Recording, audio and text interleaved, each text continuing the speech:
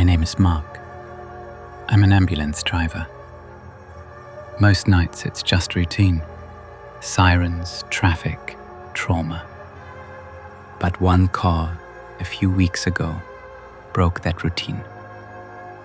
It's been different ever since. It was a late-night pickup from an isolated house. An elderly woman found by her nephew. The house felt heavy, like the air itself was thick with unspoken things. We confirmed the passing. Classic case, old age. Nothing unusual. We loaded her onto the stretcher, covered her, and secured her in the ambulance. The drive to the morgue was quiet. Just the hum of the engine and the rain. But when we arrived at the morgue, she was gone. The stretcher was empty.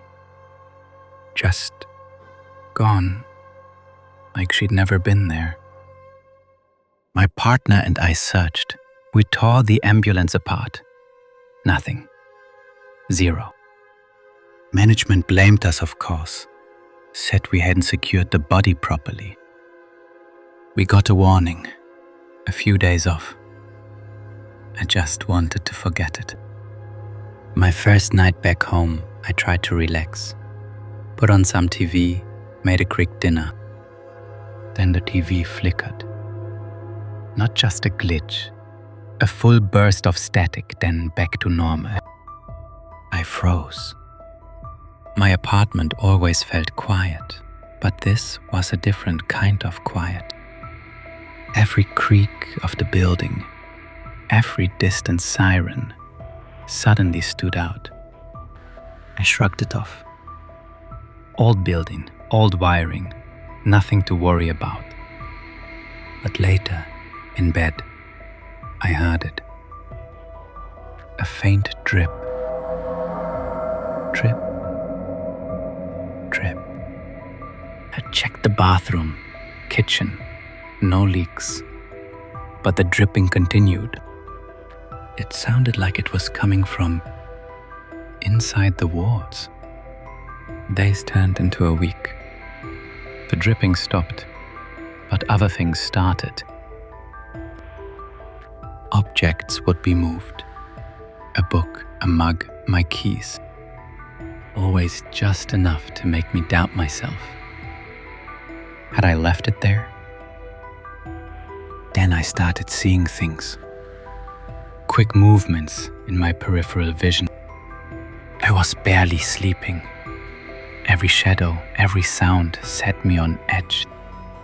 I even hid under my bed once, convinced someone was in my apartment. I felt like I was losing my mind.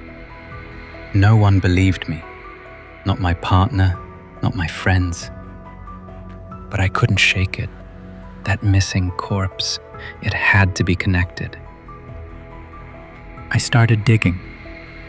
Found old news articles about the house, the woman. Rumors of strange occurrences, even before her passing. Unexplained noises, shadows. I stared at her photo.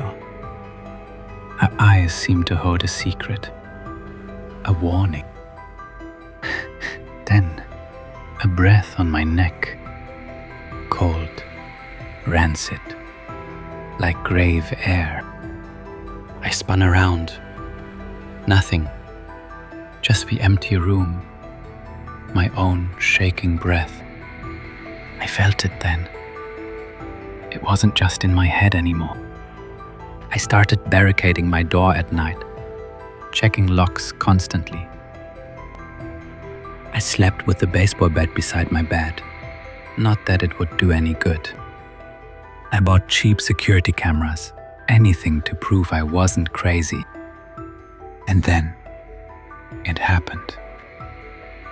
On the footage, a shadow, a fleeting distortion. Too quick to properly see, but undeniably there.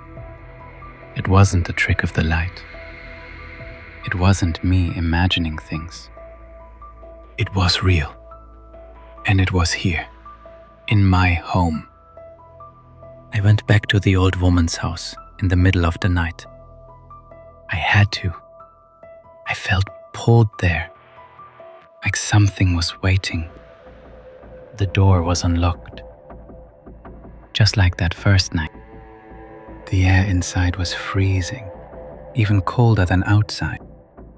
I moved through the silent rooms, my flashlight beam cutting through the oppressive darkness.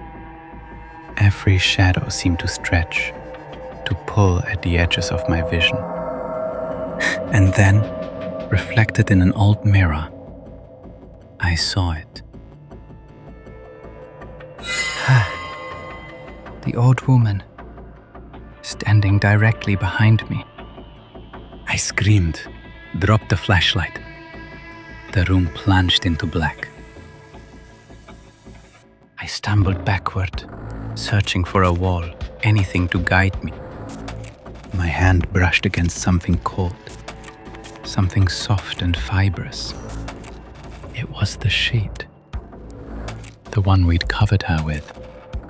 She wasn't just behind me. She was there, everywhere. I scrambled towards the front door, tripping over unseen furniture. The doorknob wouldn't turn. It was stuck or locked. That sound again, the slow, wet drag, getting closer. I could feel the cold radiating from it. I screamed again, shoving with all my might. The door splintered. I burst out into the pouring rain, gasping for air. I didn't stop. I ran until my lungs burned, until I couldn't feel my legs. I collapsed on the street, soaked and shivering, watching the first light of dawn. I survived, but I knew it wasn't over. I moved, far away, changed my job, everything. But sometimes I still catch glimpses.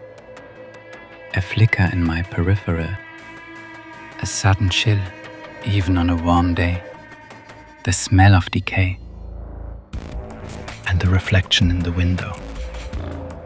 Just for a split second. She didn't stay in that house. She followed me. She's still here. I still check my stretcher before every call, just in case.